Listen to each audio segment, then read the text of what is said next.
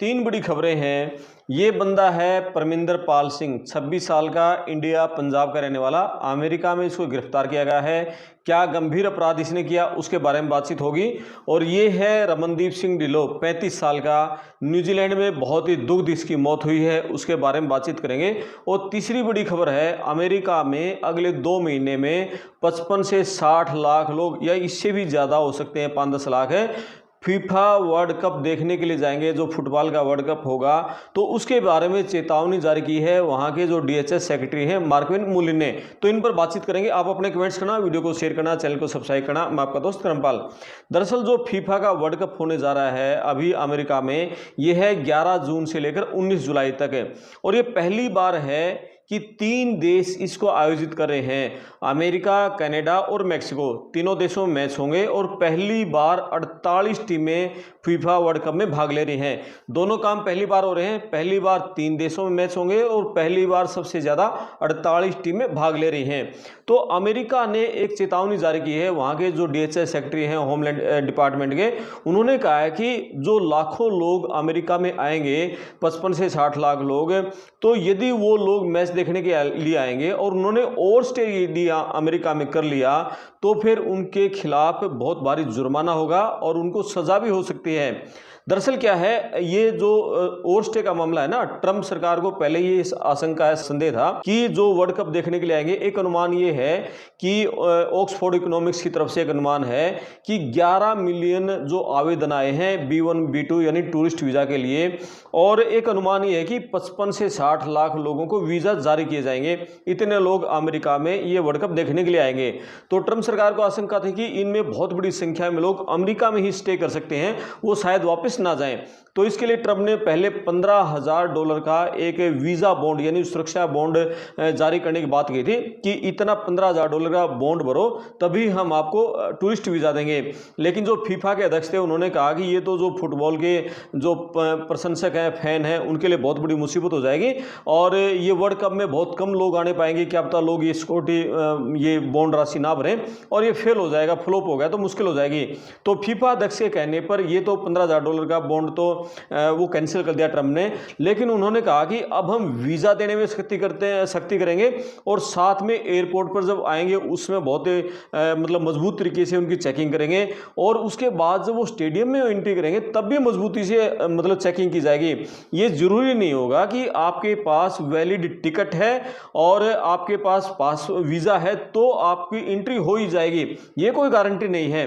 दरअसल 55 से 60 लाख लोग जाने हैं, इनमें बहुत बड़ी संख्या तो जाएगी ESTA के थ्रू, यानी बिना पारंपरिक वीज़ा।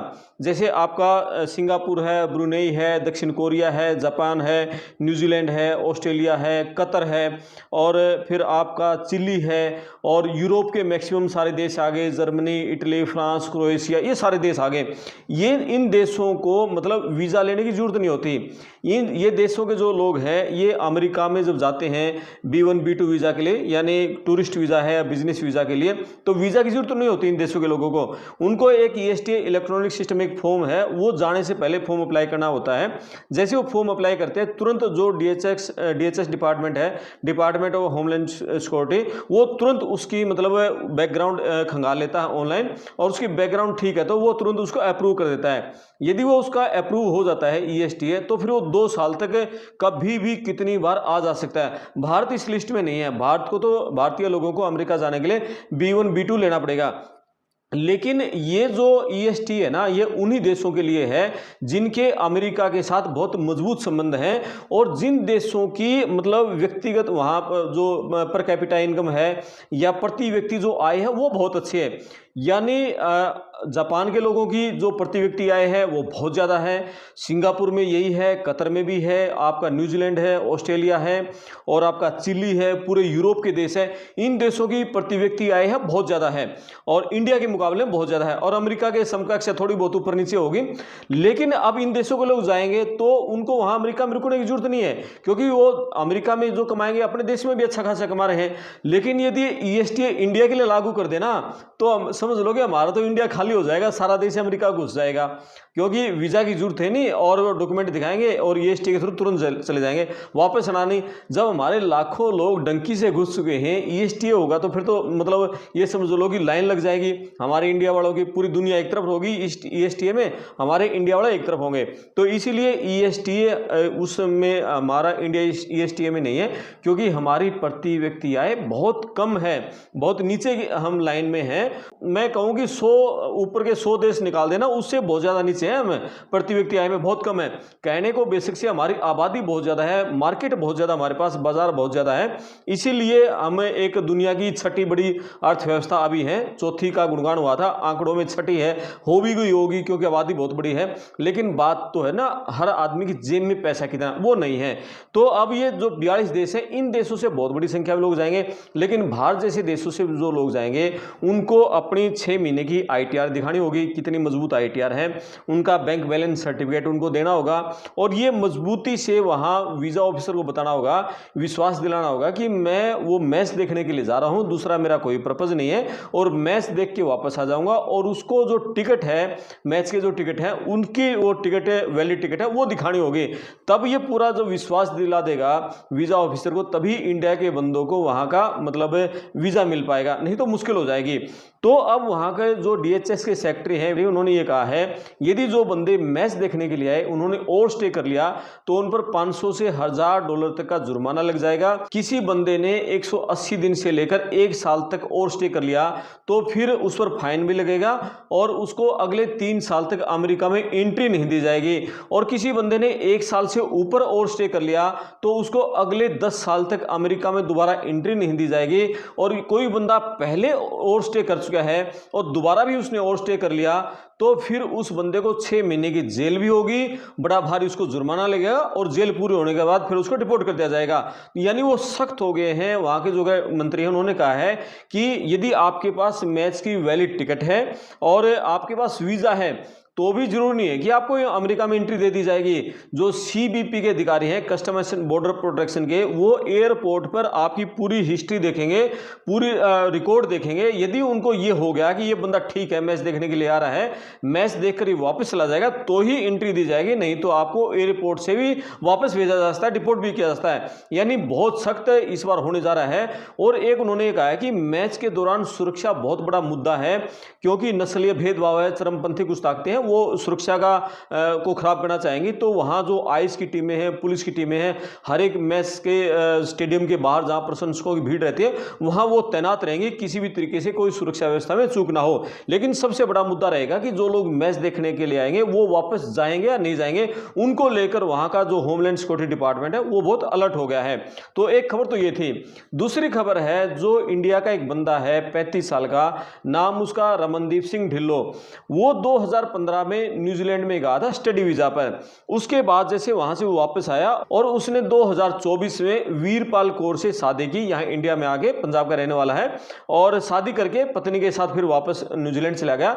और वो रहता था पामामोआ में। वहां उसने जैसे वो दोनों जो कीवी के बागान है वहां उसमें नौकरी करते थे। उनकी एक बेटी है, 18 महीने की कुदरत है। तो बेटी को ज्यादा समय देने के लिए उन्होंने जो कीवी के बागान में जॉब करते थे वहां वो नौकरी छोड़ दी।